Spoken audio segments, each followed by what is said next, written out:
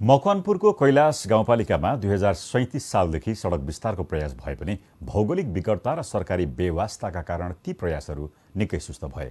2080 सालबाट बल्ल तल्ल सडक विस्तारले गति लिएको छ। 2073 सालमा स्थापना भएको जस्ता पाताको छानाले बनेको गाउँपालिका कार्यालय अहिले सिंहदरबार जस्तै भव्य बनिसकेको छ। तर विडम्बना, गाउँपालिकामा अहिलेसम्म 1 सेन्टिमिटर पनि सडक कालोपत्रे हुन सकेको छैन। 2037 सालदेखि पालिकाले सडक विस्तार कार्य सुरु गरे पनि भौगोलिक कठिनाई र सरकारी उदासीनताले गति लिन सकेन। 2080 सालबाट सडक स्तरोन्नति कार्यले केही गति लिए पनि गाउँ गाउँमा सिंहदरबारको नारा दिएको 1 दशक पुग्न लाग्दा 1 सेन्टिमिटर सडक पनि कालोपत्रे भएको छैन। हेटौडाबाट 45 किलोमिटर दूरीमा रहेको कैलाश गाउँपालिकासम्म सहज यात्रा अझै सम्भव छैन। सडकमा ग्राभेल ओछ्याउने कार्य भइरहे पनि कालोपत्रे नहुँदा स्थानीयले साँघुरो र जोखिमपूर्ण बाटोमा यात्रा गर्नु परेको छ।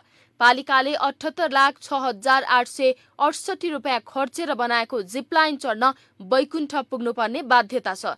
तर सडकको दुरावस्थाले यो यात्रा जोखिमपूर्ण बनेको छ। बाटो त अब पहिलाको हेरी त धेरै राम्रो अहिले, तैपनि अहिले बाटोको चाहिँ मर्मत भइरहेको रहेछ, धेरै खुसी लाग्यो।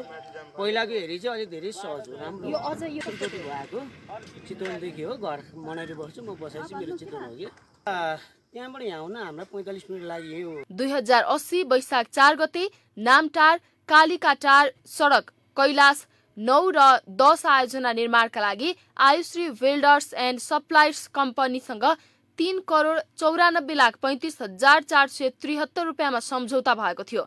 माटो कटिङ, ग्राभिन, वाल र स्टोन मेसिनरी कार्य 2081 असोज 30 सम्म सम्पन्न गर्ने लक्ष्य राखिएको छ। त्यस्तै चुनिया नामटार कालिकाटार सडक स्तर उन्नतिका लागि अमृता आकृति मालिका गोलेजेवी हेटौडा 1 सँग 14,21,29,590 रुपियाँमा 18 महिनाभित्र काम सक्ने सम्झौता भएको छ।